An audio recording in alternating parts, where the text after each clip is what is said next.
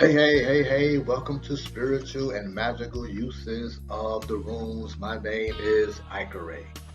In this video, we're going to get into, there'll be more of a plot twist in this video. We're going to get into the Egyptian perspective of these cosmic runic energies.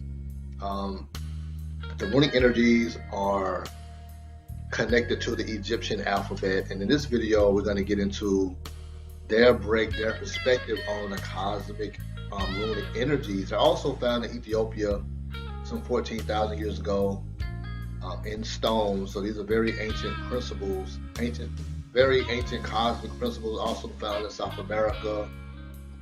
So very powerful energies here that we are working with. So from the Egyptian perspective, we're going to start with the Odin's Aetts, which represents creation. And they're read from right to left from the Egyptian perspective instead of from the Norse tradition being read from left to right. In the Egyptian perspective, you start with Odin's Aetts as opposed to a who. You know what I'm saying? So from the Egyptian perspective, you start the Odin's Aetts. This Odin's Aetts represents creation. Look at the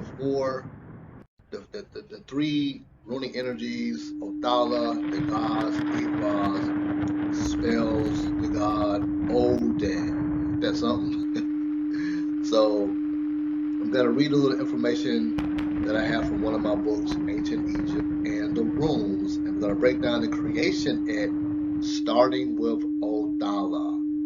So we read here from right to left. In the beginning was the god, or Odin, and there was light, represented by the gods.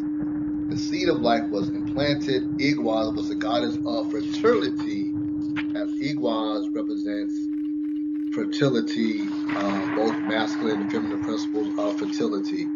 Water appeared on the land, represented by the gods, representing intuition, water, and emotions. And also, people began to populate the land, representing manas, or mankind. Animals were created after the people, represented by Aetts, or symbolized by the forest. Vegetation appeared, represented by Brakata. And when creation was completed, the god Tiwaz was placed in the sky to administer justice, law, and order, represented by Tiwaz, the rune of protection and order. So there is the breakdown on the creation Aetts, starting with the god Odin and ending with the god Ter, breaking down the creation aspect of the first Aetts as opposed to the third Aetts that we learn about from online and most of the books that we get offline on Amazon, where we get these runic books from. So interesting take on the runes coming from that perspective. The second Aetts, and we're going to start again from right to left, with Seulo, represents precession. So I'm going to read a little bit about precession. The reason that precession occurs is that the Earth not only rotates on its axis, otherwise known as the axis mundi or world pillar, it also wobbles. This wobble effect is a phenomenon caused by forces exerted by the sun on the borders of the Earth at the equator. The wobble effect is best explained in terms of a spinning top. As the top begins to lose momentum, it begins to wobble. It's the same kind of circular movement or wobble of the Earth, which, moving at a constant speed over long periods of time, alters the direction of the polar axis. One revolution is completed every 25,920 years. The central point of revolution is called the polar of the ecliptic. About the tree of life. In ancient Egyptian texts, it was written that the tree of life, I am the plant which comes from Nu, the tree of life, grew out of the sacred mound, its branches reaching out and supporting the star and the planet-studded sky, while its roots reach down to the watery abyss of the Netherlands. The trunk of the tree of life represented the world pillar or axis mundi, literally the axis of the mound around which the heavens appeared to revolve. The world pillar was considered to be the center of the universe. The ancient Egyptian symbol for plant, meaning the tree of life, was the sacred lotus lilies. The glyph, which denotes the sacred knowledge of hue, is derived from the sacred lotus glyph about the Great Conjunction. There are 12 zodiacal constellations, each spinning 30 degrees of the night sky. As part of the process of precession, these constellations appear to move their position across the heavenly, nightly, annually every 2160 years. Talked about this in one of my videos about time cycles. Each cycle of time is 2160 years. We just now entered into the age of Aquarius, and that zodiacal influence lasts 2160 years. Nightly, you may watch them move very slowly across the sky. Annually, your birth sign comes around but once, but every 2160 years, we move into a new age of the zodiac.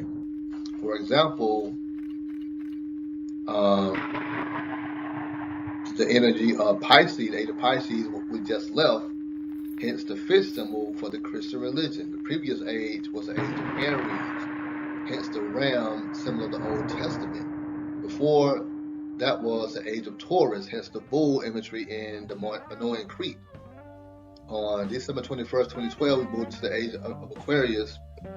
At sunrise on that morning, the sun will move through an opening gate or portal out of the age of Pisces into the age of Aquarius. This happened in 2012, or whatever year it happened.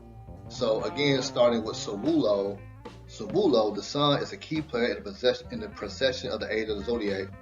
It is the sun which signals a new age of the zodiac by moving through an opening from one age to the next every 2160 years. Next, Elhaz, also known as Elhaz, E-L-H-A-Z.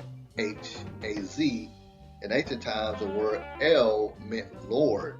The word Haz is a diminutive form of the ancient Egyptian god Osiris.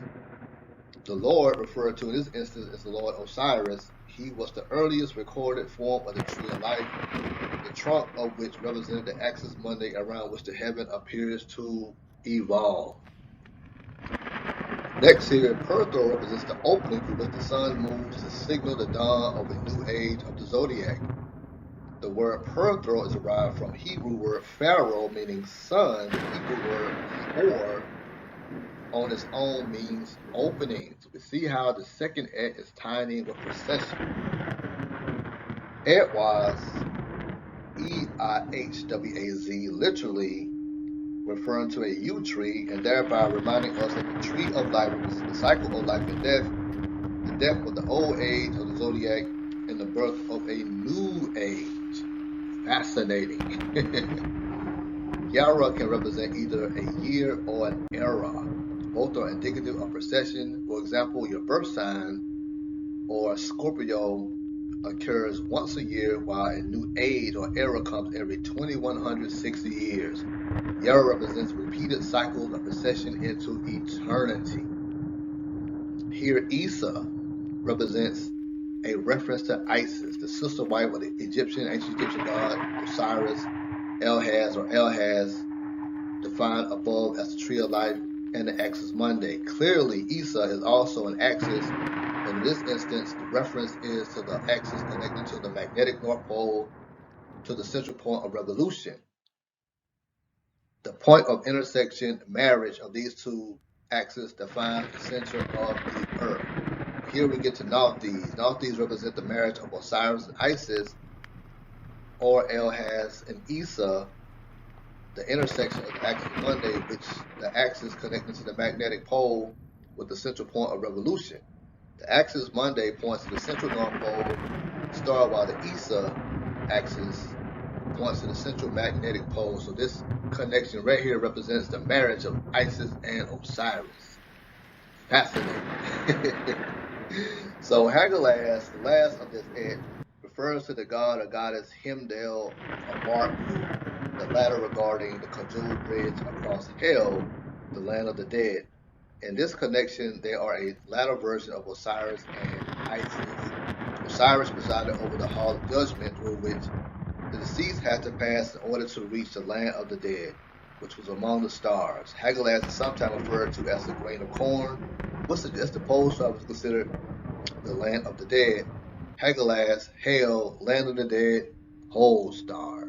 See how the whole second act now connects with the procession. And the third Et is the gods and astronomy, starting here again from right to left with Wanjo. Wanjo is the standard of the gods at the head of procession. Gabo represents the goddess Geffen or Freya, who was the mistress of the gods. In this capacity, Gabo ironically symbolizes the constellation of Virgo. Freya, often synonymous with the goddess Isis or Aetts, also rules over the zodiac of Virgo. Next, we have Kanaz, originates from the ancient Egyptian hieroglyph for an oil lamp, which in turn suggests light. This could be in the form of fire or light in the darkness. Kanaz can therefore symbolize either the sun or the moon. However, since Sawulo represents the sun, the Kanaz symbol is a segment of the Sawulo symbol. The celestial body Kanaz represent would not be as bright as the sun. Kanaz would therefore symbolize the moon. In support of this, notice the crescent shape of Kanaz.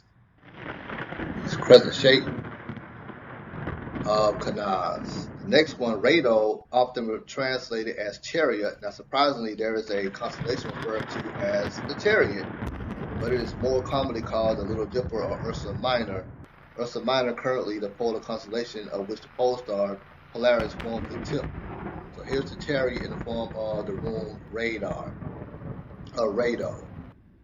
Ansos is the name given to the gods Odin, and as such, he is a later version of the ancient Egyptian god Osiris. The constellation which represents the soul of Osiris is the constellation of Orion, connected with this energy here of Ansos. Dorsaz.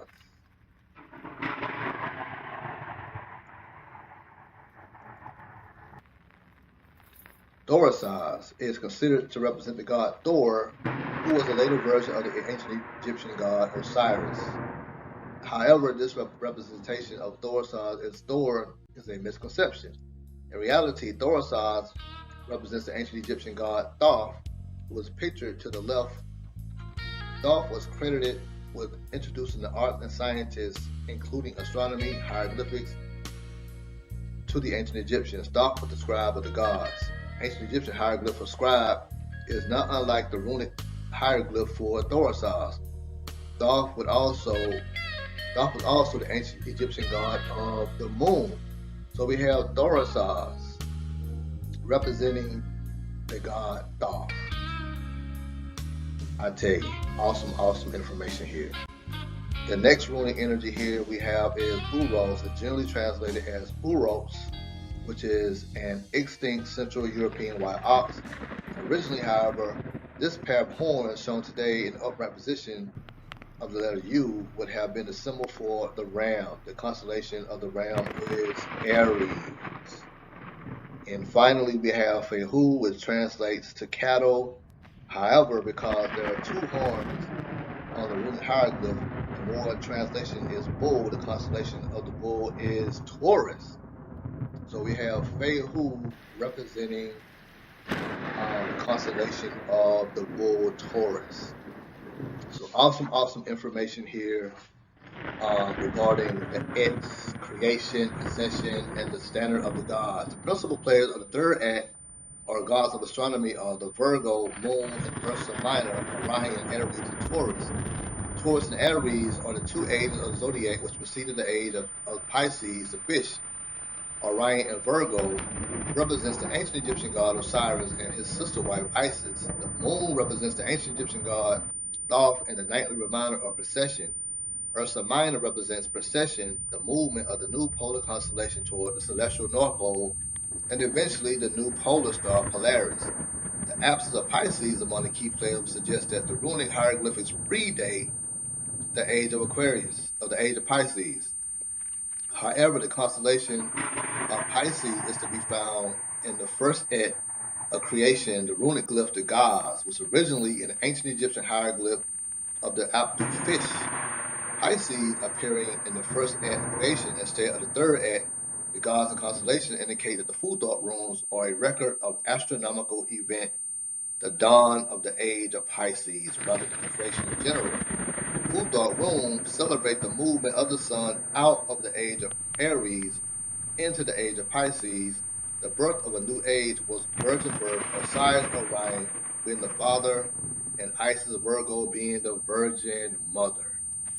Awesome information regarding these runic energies and how they relate to creation, precession, and the gods. So this should give you a better understanding of the videos I have in each of the tiers now, representing each of the Aetts, and now your new take on when you connect with these cosmic runic energies. So if you have any questions, give me a holler. I'll be sure to get back with you as fast as I can. Until next time.